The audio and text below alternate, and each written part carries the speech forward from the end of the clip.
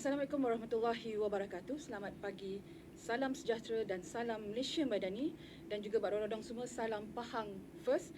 Buat semua pelayar Facebook Jabatan Penerangan Negeri Pahang, dan anda semua sedang menyaksikan secara langsung program Influencer at Japan Pahang bersama-sama saya Akmal Zulkifli daripada Cawangan Media Cyber selaku moderator pada pagi ini. Jadi sebelum itu, terima kasih juga kita ucapkan kepada semua penonton yang sedang menonton kita secara langsung. Jangan lupa like, share dan juga komen di Facebook kita, dan juga jangan lupa untuk follow media sosial rasmi Jabatan Penerangan Negeri Pahang. Kita ada Facebook, Instagram, platform X, dan juga kita punya TikTok Pahang Koi. Baik, sebenarnya orang kata apa? Sebenarnya ramai yang nak cepat kaya, tapi tak sedar satu klik boleh buat simpanan lesap sekelip mata. Pelaburan nampak meyakinkan, testimoni penuh di media sosial, janji pulangan sangat lumayan. Tapi hakikatnya ramai akhirnya terjerat dengan penipuan.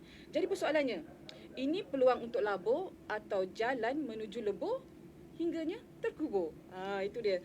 Jadi kalau dengar ni topik tu macam mungkin dah boleh agak dah kan, kita nak cakap berkenaan apa pada hari ini. Jadi topik pada hari ini iaitu labur atau lebur, akan mengupas taktik scam pelaburan, cara melindungi diri dan juga bagaimana nak jadi pelabur yang lebih baik. Jadi bersama kita di studio hari ini ialah Yang Berusaha Encik Muhammad Firdaus bin Syari yang merupakan pengarah Suruhanjaya Koperasi Malaysia Negeri Pahang, yang akan berkongsi pandangan dan juga pendedahan menarik mengenai isu yang semakin membimbangkan ini. Jadi tuan, selamat datang ke studio kami. Jadi apa khabar? Terima kasih. Alhamdulillah sihat. Jadi selamat raya jugalah kan, walaupun Zulhijjah dah habis. Ya, Zulhijjah dah habis, tapi yang kata apa, hari tu cuti lama juga kan. Jadi tuan mungkin ada melaksanakan ibadah korban ke dan sebagainya? Adalah sikit insya-Allah. Ada sikit ya, puas lah makan daging ya, macam-macam lah daging. Ya. Apa, Kita berlengar ada tak berlengar lah. Pahang ni pun negeri yang meriah juga apabila kan Ya, hari korban dan sebagainya. Baik, sebelum kita mengupaslah topik kita dengan lebih terperinci, mungkin molek jugalah untuk kita tahu dan kita faham dengan lebih jelas mengenai peranan SKM ni sendiri. Jadi mungkin boleh tuan terangkan peranan Suruhanjaya Koperasi Malaysia SKM, tugas-tugas dan juga overview gerakan koperasi khususnya di Negeri Pahang. Silakan. Okey, terima kasih Akmal Ya, silakan. terutamanya kerana memanggil kita lah Suruhanjaya Koperasi Malaysia Negeri Pahang untuk hari ini kita sama-sama live di dalam program influencer Ogoh Pang Ogoh ni untuk kita menerangkan lebih lanjut lagi. Dan saya tertarik juga berkenaan dengan apa yang tadi Akmal ada memberitahu kepada audiens berkenaan dengan apa tu skim pelaburan kan. Dan apabila disebut skim pelaburan ni, koperasi tak terlepas daripada menjadi stigma masyarakat adalah tempat melabur, which is bagi kita pegawai dan kaki tangan Suruhanjaya Koperasi Malaysia ni tidaklah begitu tepat sebenarnya untuk menjadi medium pelaburan dalam koperasi.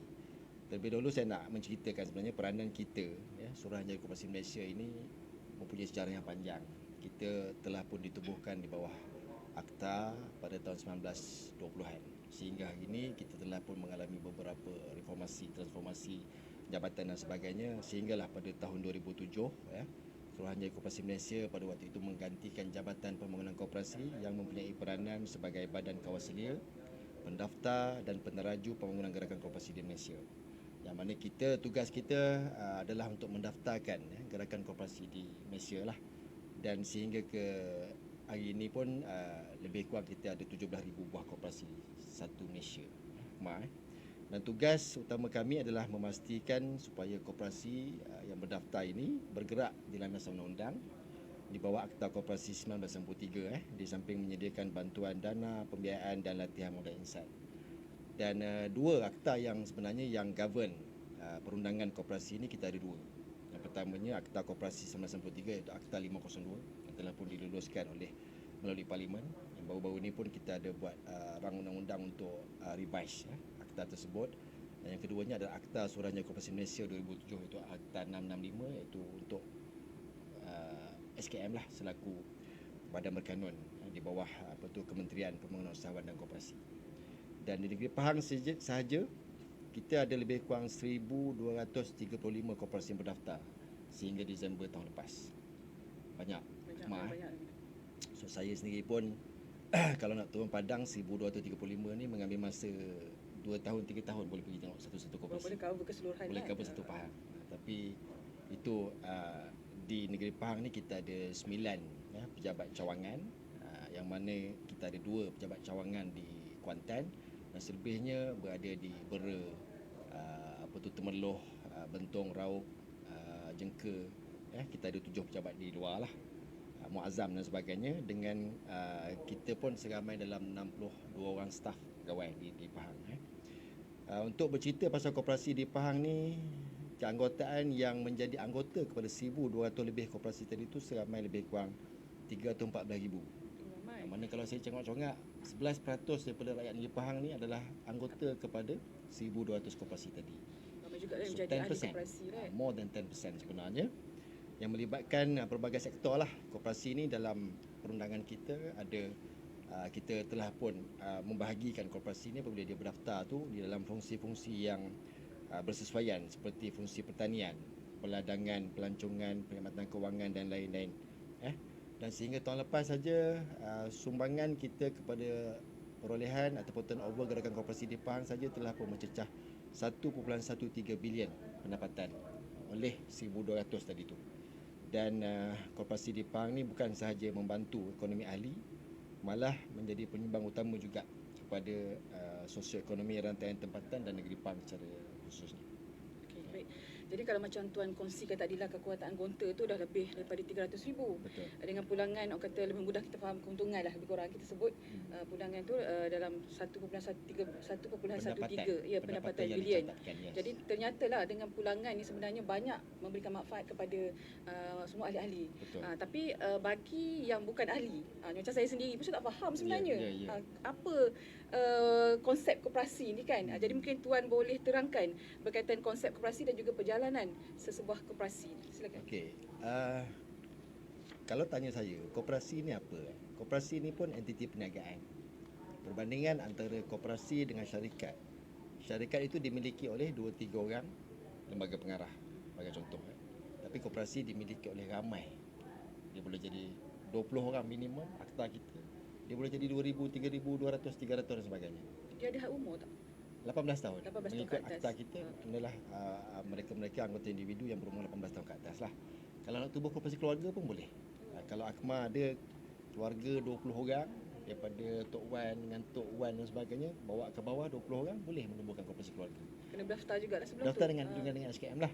Dan memang konsep asas koperasi ini adalah daripada anggota, untuk anggota dan kepada anggota.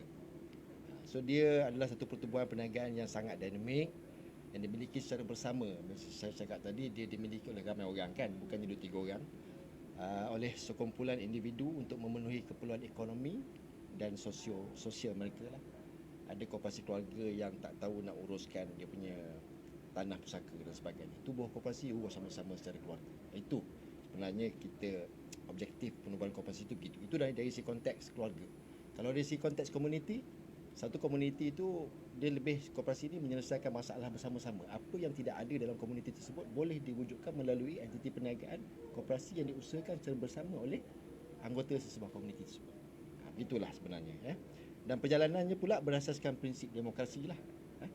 Yang mana anggota mengumpul modal share, melantik anggota lembaga koperasi, menerusi mesyuarat agung tahunan, dan menjalankan aktiviti perniagaan. Bila koperasi ini jangan kata nak free je, tak boleh. Kalau koperasi, kita tubuhkan koperasi tapi tak perlu bayar dan sebagainya, tak bergeraklah entiti koperasi itu. Kan dia sama macam entiti perniagaan yang lain. Kalau seorang dua je yang bayar kan. Tak boleh macam tu. Kita sumbang modal share sama-sama untuk menjayakan apa saja aktiviti permulaan. Dan kita perlu membayarlah servis yang ditawarkan oleh koperasi itu untuk kita sama-sama tingkatkan pendapatan dan keuntungan. Keuntungan yang diperolehi kemudiannya dipulangkan semula kepada anggota dalam bentuk dividen atau manfaat kebajikan. Dan jadi ianya sangat berbezalah dengan syarikat korporat biasa ataupun model yang hari ini kita panggil kapitalis. Yang mana modal dalaman perdagangan itu disumbangkan oleh anggota-anggota dalam koperasi tersebut. Dan fokus utama dia selain daripada keuntungan perniagaan adalah kebajikan. Macam saya cakap tadi, contohnya dalam komuniti tersebut dia tidak ada satu pusat asuhan, yang mana dalam komuniti mengalami masalah untuk pusat asuhan kanak-kanak sebagainya. So kita wujudkan. Itulah sebenarnya entiti koperasi itu, bagaimana dia menjalankan fungsi dia sebagai orang kata menjaga kebajikan dan menjana pendapatan serta keuntungan. Okey, baik. Jadi macam Tuan cakap tadi lah kan, konsep asas koperasi ni daripada anggota untuk anggota Ya. kepada anggota. Betul. Maksudnya setiap orang tu kena menyumbang lah Betul. kan untuk modal dan sebagainya. Betul. Tapi macam mana pula dengan koperasi yang menawarkan skim pelaburan? Okey, dalam akta kita sebenarnya, koperasi ini boleh menjalankan apa sahaja aktiviti perniagaan. Tidak semestinya menjalankan fungsi perkhidmatan dan sebagainya. Bahkan koperasi juga boleh melaksanakan aktiviti pelaburan. Boleh. Cuma apabila kita sebut konteks koperasi ini, keutamaan ataupun prioriti koperasi ini adalah kepada anggota. Kalau Akmal tanya saya, boleh tak orang luar nak melabur dalam koperasi ini? Boleh, tetapi perlulah mendapat kelulusan daripada pihak Suruhanjaya Koperasi Malaysia terlebih dahulu. Dan kita ada garis panduan khusus yang guide masyarakat luar sana tu kalau dia nak menjadi anggota, nak melabur dalam koperasi ini, bagaimana kaedah dan tata cara. Itu mungkin kita akan bincangkan sebentar lagi lah, saya rasa kan. Tapi kita ada garis panduan khusus khas untuk koperasi ataupun public, bagaimana nak melabur dalam koperasi. Cuma pelaburan dalam koperasi ini bukanlah satu benda yang very open ended. Siapa-siapa boleh melabur. No, tak macam tu. Sebab koperasi tadi secara naturenya macam saya beritahu tadi, dia adalah satu entiti yang mengamalkan keterbukaan demokrasi dalam anggota. Bagaimana orang luar nak masuk? Itu kita kena cerita kejap lagi lah. Ya, begitu. Tetapi yang pentingnya koperasi ini dia untuk menjalankan perniagaan itu mestilah melalui modal share anggota dan yuran bulanan. Itu untuk koperasi kredit. Dan duit ini digunakan untuk modal pusingan perniagaan koperasi. Dalam akta kita pun ada Seksyen 50, Seksyen 50 iaitu wang koperasi. Bagaimana koperasi ini kita nak berjalan. Yang pertamanya kita perlu ada fee masuk. Yang keduanya kita kena ada share lah. Dan ketiganya yuran untuk koperasi kredit. Yang seterusnya simpanan khas, deposit pinjaman anggota dan bukan anggota. Yang ini yang relate dengan apa yang soalan Akmal tadi. Dan selebihnya lebihan akaun rizab modal koperasi, dan yang terakhirnya adalah dana pemberian. Kalau ada orang luar yang nak memberi ataupun derma pada koperasi, boleh tak dijadikan modal pusingan? Boleh. Tapi perlu melalui beberapa syarat yang termaktub dalam akta kita. Jadi mungkin saya nak tanya sikit berdasarkan jawapan tuan tadi berkenaan dengan fee tu. Macam untuk keseluruhan koperasi, macam tadi kita ada koperasi yang macam ditubuhkan daripada keluarga dan sebagainya. Jadi macam fee tu adakah telah ditetapkan oleh SKM? Mungkin ada fee mesti minima ataupun maksima tentu ataupun terpulang kepada pihak koperasi itu sendiri. Okey, dia fee ni adalah satu kaedah statik ataupun yuran yang wajib bayar lah. Kalau kita nak tubuhkan apa-apa pertubuhan pun kena ada fee masuk. Begitulah. Fee masuk ni kalau dalam akta kita hanya RM1 saja. Fee masuk. Masuk saja. Tetapi kalau tanya saya modal share, berapa modal share minimum? Yes, kita ada dalam undang-undang kecil kita ada modal share minimum. Sebab modal share ni dikira satu undi adalah kepada anggota yang telah pun memenuhi modal share dia adalah eligible kepada mesyuarat agung. Dia orang kata dia macam dah sah lah, kan? Orang Negeri Sembilan kata masuk suku. Maknanya dia dah sah menjadi anggota setelah dia menyempurnakan mesyuarat agung dia, menyempurnakan modal share dia. Okey, kalau tanya saya berapa modal share yang diperlukan untuk koperasi baru, suka untuk saya ingatkan, modal share adalah modal permulaan untuk menjalankan aktiviti permulaan. Kalau kita ada 20 orang, kita berapa modal share kita nak buat ni tuan? Apa saya akan tanya balik? Apa aktiviti pertama yang tuan nak buat? Katakanlah kita nak buat taska asuhan yang menggunakan modal contohlah RM50,000. RM50,000 tadi bagilah dengan 20 orang. So itulah modal share yang setiap seorang daripada 20 orang tadi tu perlu menyumbang. Perlu diingat, modal share adalah modal permulaan untuk sebuah koperasi itu menjalankan aktiviti. Begitu. Okey, baik. Dan tuan, ni soalan terakhir kita lah, bukan soalan terakhir untuk program ni. Untuk soalan terakhir untuk sesi masa kita yang pertama ni lah, sebelum kita berehat seketika. Jadi mungkin boleh tuan jelaskan apakah bentuk-bentuk skam pelaburan yang paling kerap berlaku ketika ini, khususnya yang melibatkan koperasi ataupun skim yang berkaitan lah. Okey, tadi saya nak masuk sikit sebenarnya yang nak menjawab soalan yang Akmal tanya tadi kan.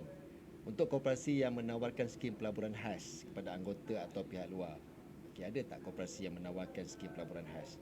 Sekarang ni apabila saya cakap di awal kita tadi, banyak ada pihak-pihak yang ramai pihak yang sekarang ni menyalahgunakan entiti koperasi ni sebagai tempat untuk meraih pelaburan dan sebagainya.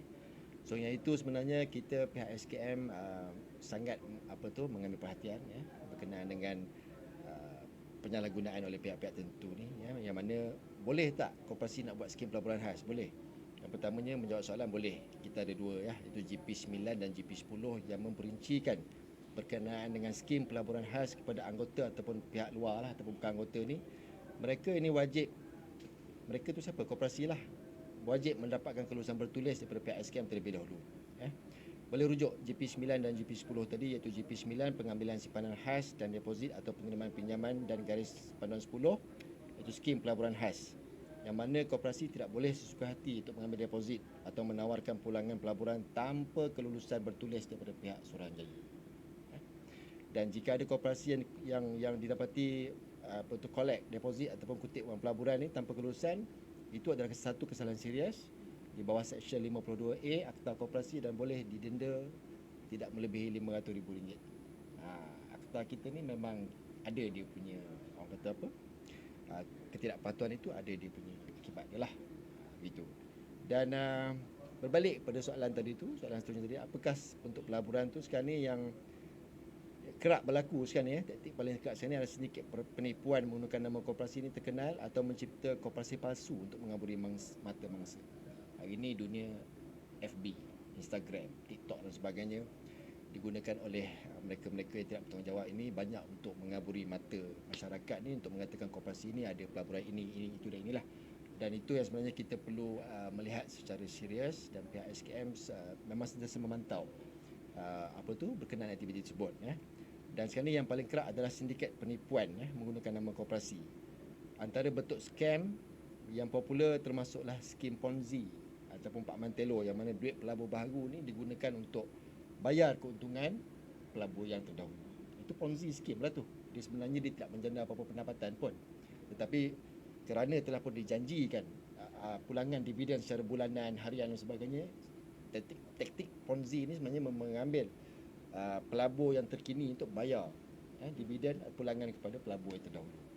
Dan skim yang keduanya, terdapat juga beberapa scammer yang melibatkan peternakan ataupun pertanian gaib. Kononnya melabur dalam projek ladang, kelapa sawit atau tenaga lintah, tapi projek itu sebenarnya tak ada pun. So yang itu masyarakat kena tengok. Nak melabur tu pergi, orang kata apa, seeing is believing kan.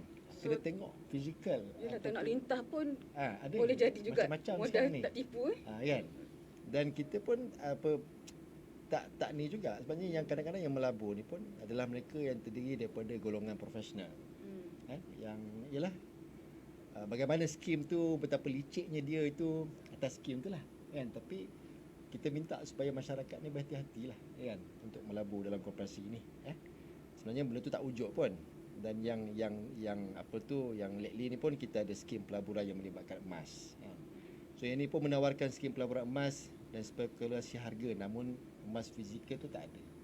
Dan bagaimana you buat trade emas tapi tak ada berdasarkan CG atau kertas dan sebagainya. Dan dalam Islam pun kalau kita nak berusniaga, kita mesti ada physical asset. Dan kita tidak boleh bergantung sepenuhnya kepada, orang kata apa, aset sandaran ataupun underlying asset yang tidak menggambarkan satu physical asset untuk dilabur. So yang itu memang perlu diberi perhatian lah. So saya menjawab kot soalan Akmal tadi. Itulah. Kalau skim Ponzi tu kita tengok juga macam dulu-dulu yang apa, skim Pak Mantelo Pak Mantelo. Zaman sekolah tu biasa kita dengar Pak Mantelo tu lah. Betul. Kan. So sekarang ni dengan pengembangan teknologi yang semakin meluas, orang kata info ni di hujung jari saja. Jadi macam-macam mana pantasnya teknologi, macam tu juga orang kata pemikiran pengkhianat ni, pengkhianat kita panggil yang scammer ni, dia orang pun macam-macam juga menggunakan benefit daripada teknologi kita. Macam budak-budak zaman sekarang pun kan. Sebab itulah orang kata wujudnya kita sebutlah pula kan pasal akta UNSA tu kan. Untuk kanak-kanak di bawah umur 16 tahun adalah akta-akta yang perlu dipatuhi ni. Dia ada juga orang tanya saya kan, SKM tak tengok ke perkara-perkara yang macam tu. Okey, begini. Kita adalah entiti atau jabatan yang memang kita tengok koperasi itu punya aktiviti, tetapi berdasarkan dokumen dan bukti dan aduan dan sebagainya. Bagaimana kaedah koperasi itu berjalan termaktub dalam undang-undang kecil dia. Bagaimana mengikat antara dia dan anggota dia tertakluk dalam undang-undang kecil. Setiap koperasi wajib mempunyai undang-undang kecil yang mana mengikat antara hubungan antara anggota dengan koperasi. Dan apa sahaja aktiviti yang akan dijalankan oleh koperasi pun perlu ada aturan dia. So mereka-mereka yang insist nak melabur ni, minta dulu perkara-perkara tersebut. Ada tak aturan? Ada tak? Kalau melabur, mestilah menjadi anggota terlebih dahulu. Dan hak anggota pada koperasi itu perlu mendapatkan aturan yang telah diluluskan dalam Mesyuarat Agung tahunan. So perkara ini bukan mudah. Bukan boleh melabur 6 bulan keluar pelaburan baru, 6 bulan lagi keluar pelaburan baru. Benda tu tak ada sebenarnya dalam koperasi. Sebab tu Akta Koperasi ni memang sangat mengikat dan kita memang untuk objektifnya untuk menjaga kepentingan anggota-anggota koperasi. Baik, jadi orang kata secara ringkasnya memang apa-apa kita nak buat pun memang kita kena semak dulu lah sebelum Betul. kita melakukan sesuatu tindakan. Baik, kita berhenti rehat dulu seketika. Jangan ke mana-mana, kita jumpa lagi sebentar saja lagi.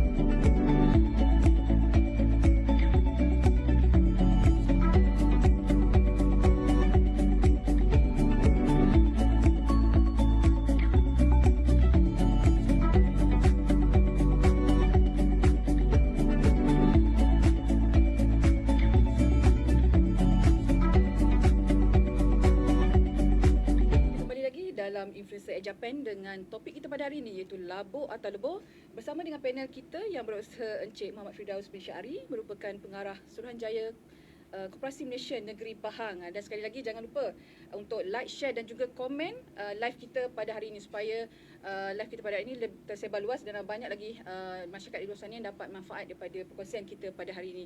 Baik tuan, seterusnya lah kalau ada masyarakat ataupun saya sendirilah katakan berminat nak sertai pelaburan ni, jadi mungkin ada tanda-tanda awal ataupun red flags yang orang ramai perlu peka sebelum membuat keputusan untuk menyertai pelaburan. Dia sebenarnya kalau koperasi open pelaburan kepada publik ataupun anggota, dia perlulah melalui beberapa proses sebenarnya, kan. Tapi prosesnya kalau ikut kita punya akta dan garis panduan sedia ada tu, koperasi perlulah, yang pertamanya perlu mendapat kelulusan dulu, kan. Kalau perkara-perkara ini dipatuhi, red flag ke apa flag pun, sebenarnya benda tu tak timbul.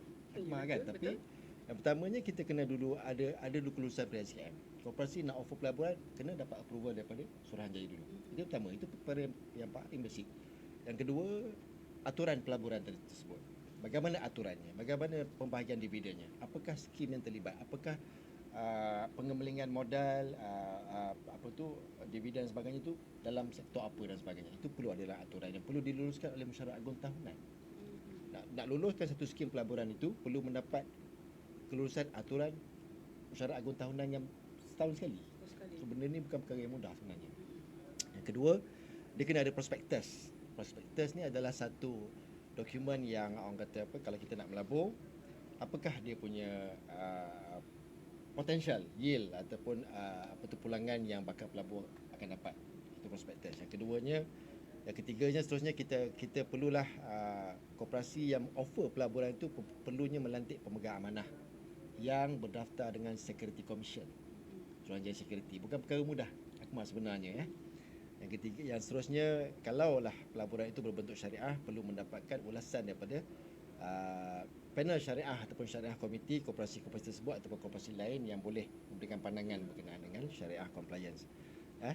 So sebenarnya kalau perkara-perkara ini dilalui, proses-proses ini mendapat kelulusan dan cantik telah pun mendapat kelulusan Mesyuarat Agung tahunan, SKM sendiri kelulusan, tidak ada istilah bahawa pelaburan itu pelaburan yang tidak sah dari segi undang-undang, haram.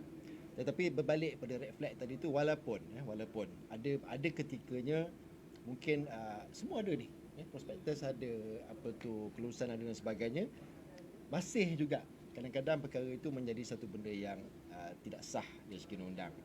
Dan kita minta supaya public, anggota ataupun bukan anggota ni, supaya peka dengan 3 tanda-tanda utama awal ni lah, iaitu di dalam prospektus ataupun dalam pengiklanan itu menjanjikan pulangan yang terlalu tinggi dan tetap. Contohnya, janji untung ataupun pulangan dividen 20% setiap bulan. Dividen ni yang kita tahu tahunan ataupun interim. Dia bulan dia bagi. Tapi setiap bulan dia bagi. Kaya sungguh dia. Itulah. Kan? So yang itu sebenarnya perlu hati-hati dengan skim simpanan yang menawarkan pulangan secara bulanan ni. Dan pelaburan sah tidak ada untung tetap yang setinggi itu.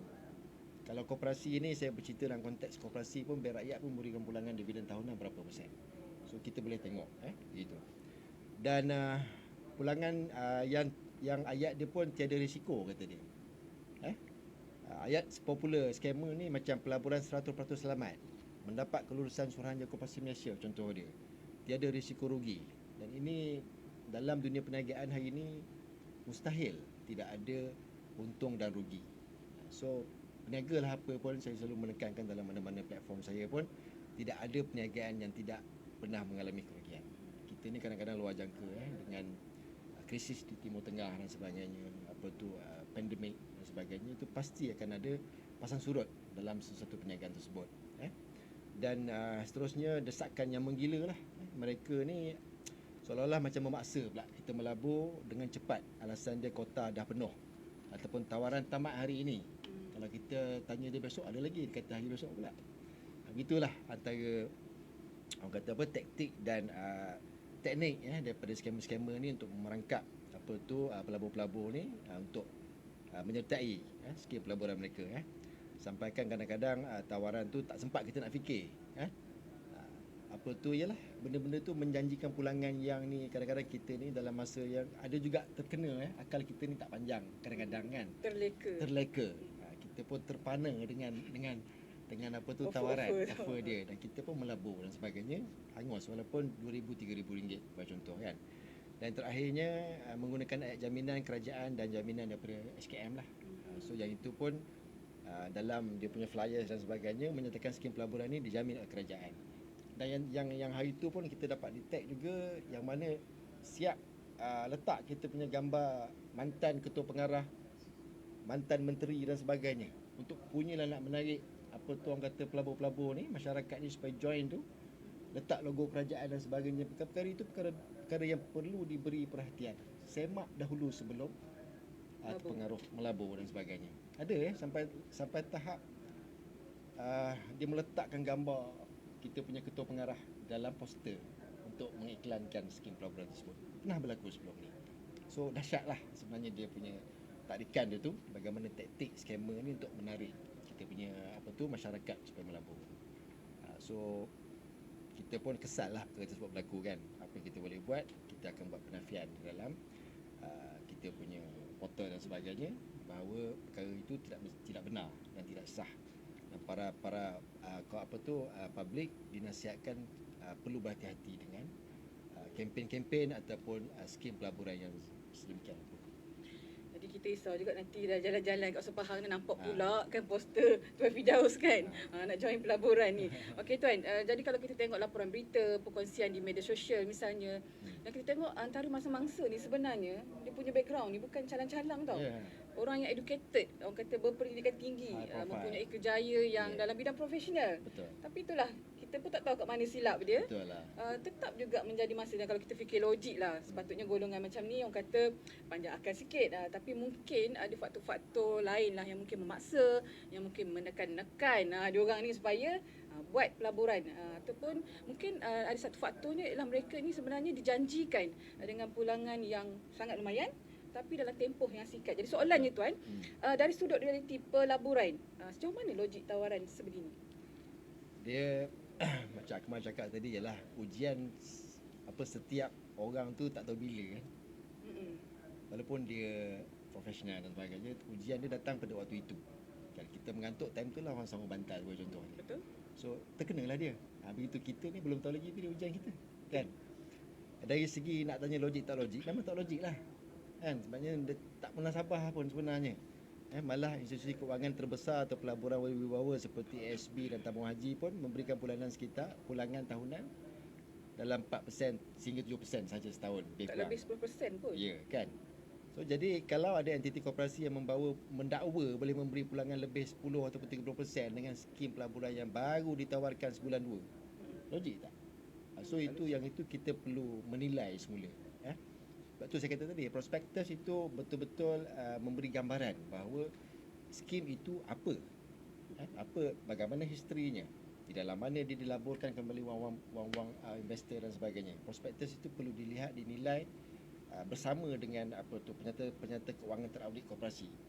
Perlu melihat dari segi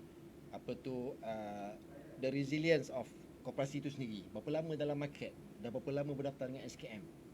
Apakah aktiviti terdahulu yang boleh, ada tak orang kata portfolio terdahulu yang memberi sumbangan ataupun mendapat pulangan daripada anggota terdahulu kan. So jadi ini semua ni adalah perangkap daripada scammer tu lah kan, ataupun entiti tersebut yang mengaku sebagai koperasi. So perniagaan sebenar memerlukan masa untuk menjana keuntungan.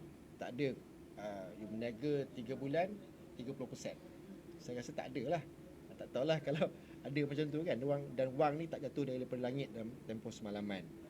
Tambahan pula pengurusan dan kos dalam operasi koperasi melibatkan kos yang tinggi, seperti kita ada kos fee audit, belanja mesyuarat agung, allowance karantina dan sebagainya. Saya boleh katakan kalau koperasi-koperasi yang baru tubuh ni menjanjikan pulangan dalam pelaburan tu, saya boleh katakan perkara itu perlu diteliti dan saya boleh jamin lah 80%, 90% tu adalah tidak benar sama sekali. So, iaitu masyarakat kita minta lah supaya very aware perkara tersebut, dan tidak ada entiti yang baru tubuh hari ni bulan depan boleh menjanjikan 20%, 30%. Tak tahulah aku mahu boleh percaya ke benda-benda macam tu. Kalau saya sangat berhati-hati. Dia lah. macam too good to be true lah. Yes, katakan. Jadi betul. kalau kata dalam masa singkat dia boleh dapat pulangan yang sangat ni, saya pun nak juga lah kan. Barang itu buat pun nak juga. Siapa yang tak nak kan? Betul. Jadi mungkin Tuan boleh terangkan lagi bagaimana orang awam boleh menyemak kesahihan sesebuah koperasi lah ataupun skim pelaburan sebelum menyertai ni. Okey. Sebelum kita memutuskan untuk melabur, baik anggota ataupun bukan anggota, kerana dalam GP kita bukan anggota tu orang kata boleh melabur berdasarkan dengan syarat-syarat yang ketat tertentu. Pertama yang perlu dibuat adalah semak portal rasmi SKM. Orang ramai boleh melayari sistem semakan koperasi di laman web rasmi SKM www.skm.gov.my untuk melihat sama ada koperasi itu berdaftar atau tidak. Semak dulu. Kata dia datang kata koperasi ABC Berhad, ABC Pahang Berhad contohnya. Semak dulu dengan pihak SKM, benar atau tidak koperasi ini berdaftar dan menawarkan pelaburan ini. Senang je sebenarnya kan. You just telefon pada SKM, check dengan kita, koperasi ini berdaftar ke tidak? Adakah pelaburan yang diwawarkan ini mendapat kelulusan daripada Suruhanjaya? Langkah yang orang kata very simple tapi ramai yang terlepas pandang. Kan, tadi itulah gelak mata dan sebagainya kan. Sebenarnya benda itu kalau you just give a hello to SKM, insyaAllah kita boleh memberitahu kedudukan. Yang keduanya, minta dokumen untuk kelulusan. Macam saya cakap tadi lah, tanya pihak koperasi itu sendiri. Ada surat kelulusan atau skim pelaburan daripada SKM? Kalau mereka ni berdolak dalih tu, memberi minggu depan kita akan bagi dokumen tu, batalkan anda tu. Kan, itu lebih kepada sebenarnya memang perkara yang tidak benar lah sama sekali. Yang ketiganya mungkin kalau yang ni kita boleh rujuk dengan Bank Negara ataupun Security Commission Suruhanjaya Security untuk semak senarai Financial Consumer Alert di laman web BNM untuk melihat sendiri senarai syarikat atau skim yang tidak diberi kebenaran ni. Ada di dalam laman web untuk Bank Negara dan inilah. Dan selain itu, orang awam ataupun publik juga boleh serta perlu menyemak penyata kewangan teraudit sebuah koperasi sebelum menjadi anggota sebuah koperasi ataupun melabur. Check dulu dia punya background, financial resilience dia dan sebagainya. Jadi macam penyata kewangan ni, macam orang awam boleh dapat macam mana? Kena request personal daripada koperasi ataupun ada orang kata dipaparkan di mana-mana portal lah? Ada juga koperasi yang memaparkan penyata kewangan dalam website mereka. Ada juga koperasi yang orang kata open request dan sebagainya. Tetapi financial kewangan teraudit itu adalah sebenarnya adalah satu dokumen yang boleh diakses oleh publik. Cuma kita perlu memohon daripada pihak koperasi, kita perlu menyelidik lah bagaimana perlu dapatkan. Kalau kita nak melabur walaupun RM300 pun, kita kena tengok kan. So, saya rasa hak untuk memperolehi penyata kewangan itu perlu ada daripada setiap bakal pelabur, baik anggota maupun bukan anggota. Jadi kalau Tuan kongsikan tadi, dia punya step-step sebenarnya mudah je, tapi disebabkan mungkin mereka ni orang kata kurang pendedahan kan. Kadang-kadang ada sebahagian orang dia tak nak mencari apa yang dia dapat, yang ditawar kepada dia, itulah maksudnya tak nak semak dulu sebelum buat satu pelaburan tu. Jadi Tuan, baik, sebenarnya kita ni pun dah sampai ke penghujung program kita pada hari ini. Jadi sebelum kita menutup sesi temu bual kita pada pagi ni, kalau ada di masyarakat di luar sana yang kata sedang berfikir lah untuk melabur, apakah satu nasihat paling tegas daripada SKM supaya mereka ni tidak tersilap langkah antara orang kata nak jadi labur ke nak jadi lebur, lepas tu terkubur. Silakan Tuan. Okey, untuk penegasan di sini, sebenarnya koperasi ini bukanlah tempat untuk melabur sebenarnya. Bukanlah satu tempat melabur macam orang kata pergi SB, tidak. Macam saya cakap awal-awal sesi tadi, koperasi ini adalah untuk entiti yang menjaga kebajikan anggota dia. Boleh tak melabur? Boleh, melalui skim simpanan khas ataupun melabur dari segi untuk ni. Boleh melalui garis panduan yang kita ada. Dan itu perlu diperhalusi lah, perlu dilihat semula bagaimana garis panduan dan akta itu berfungsi untuk kaedah melabur tadi. Cuma di sini orang awam perlu faham lah dan konsep koperasi itu sendiri yang mana melibatkan pelibatan ekonomi oleh anggota. Jika nak melabur tu, orang awam dinasihatkan agar melaburlah di sisi kewangan berdaftar. So sebelum anda menekan hutang untuk melabur ataupun membuat keputusan untuk buat pelaburan, amalkan formula 3S, iaitu selidik sebelum sertai. Itu yang seperti saya tekankan awal tadi, Akmal. Dan jangan biarkan sifat tamak ni mengaburi kita punya akal sihat kita. Wang simpanan anda ni adalah hasil titik peluh bertahun-tahun. Jangan biarkan kita lebur dalam masa beberapa minit saja di tangan skamer yang tidak bertanggungjawab, pihak-pihak tanggungjawab. Dan kita pun di SKM pun kita ada bahagian yang menjalankan fungsi penguatkuasaan dan pemantauan berkala.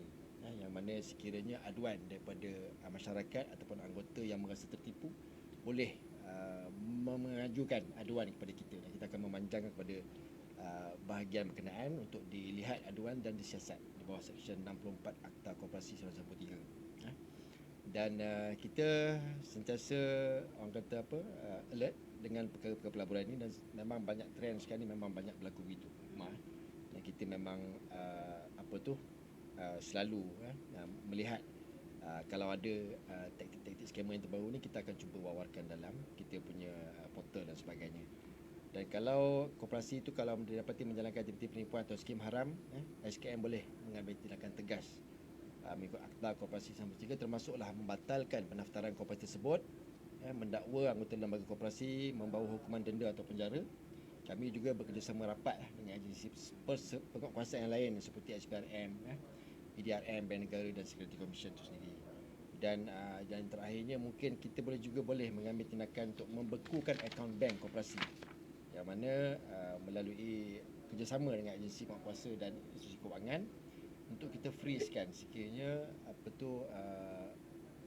didapati melakukan kesalahan dari segi pelaburan untuk masyarakat ataupun publik di luar sana. Itulah Akmal. So yang ini sebenarnya kesimpulan dia, sebelum nak melabur tu kita perlu melihat secara orang kata teliti.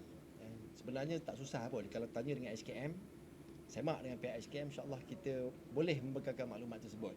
Sebabnya apa-apa skim pun, apa-apa untuk offering yang datang daripada korporasi ni perlu mendapat kelulusan SKM. Kan? So kalau tak ada kelulusan means pelaburan itu tidak sah. Tak valid. Itu saja. Itu sajalah pandangan saya ataupun saranan saya di negeri Pahang ni khususnya, supaya kita sentiasa alert. Dan semoga kita ni sentiasa dilindungi dan tidak tertipulah dengan dakwah-dakwah yang cuba untuk menggunakan platform koperasi sebagai orang kata platform untuk melabur. Sebenarnya which is bagi saya, bagi kita di SKM ni memang tidak benar sama sekali lah. Wallahualam. Jadi mungkin ada orang kata formula 3S tu kan? Ya, formula betul. 3S tu. Itu apa tadi? Selidik sebelum sertai. Selidik sebelum sertai. Selidik dengan siapa? Selidiklah dengan Suruhanjaya Koperasi Malaysia Negeri Pahang, insya-Allah. Okey. Jadi tuan, orang kata apa? Jangan kerana mahu keuntungan segera, akhirnya wang simpanan dan masa depan kita tu pula yang tergadai. Ya. Jadi ingat, pelaburan yang sah tidak menjadi kekayaan yang mudah lah dan masa singkat. Jadi semak dahulu, jangan terburu-buru dan sentiasa dapatkan maklumat daripada pihak yang berautoriti sebelum membuat sebarang keputusan. Jadi semoga kita semua menjadi masyarakat yang lebih peka, lebih bijak dan tidak mudah terpedaya dengan sedikit penipuan pelaburan. Fikir sebelum labur supaya tidak berakhir lebur. Jadi macam tuan cakap tadilah, formula 3S tu. 3S bukan saya syok sendiri. Tapi apa itu tadi? Selidik sebelum sertai. Jadi tuan, sekali lagi kita nak ucapkan ribuan kasih kepada pihak tuan atas perkongsian yang cukup menarik tadilah. Jadi bagi pihak penerbitan, saya memohon ribuan ampun dan maaf atas salah silap sepanjang mengendalikan sesi temu bual pada hari inilah. Dan jumpa lagi di episod akan datang dengan topik yang lebih menarik. Kepada semua pelayar Facebook Jabatan Penerangan Negeri Pahang, kami ucapkan juga ribuan terima kasih kerana sudi bersama-sama program kita pada hari ini daripada awal hingga ke akhirnya.